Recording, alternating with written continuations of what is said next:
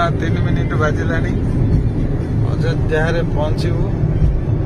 आम express way धरी आसिलु बहुत बढ़िया रास्ता है एनएच पर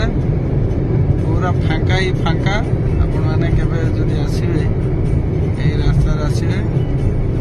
बहुत बढ़िया बन सरकार जय श्री राम चलाऊँ बर्तमान अयोध्या आम प्रवेश करा जाऊँ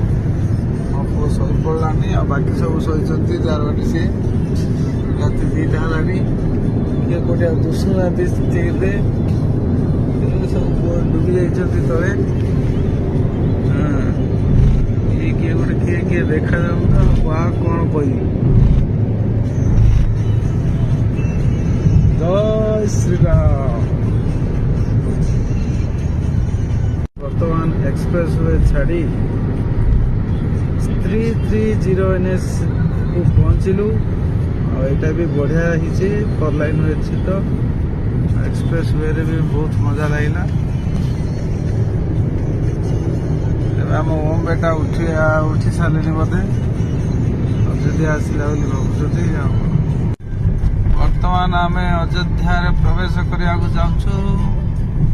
मात्र 12 किलोमीटर बर्तमान राति 2:37 हो सारा आम गाड़ी चली।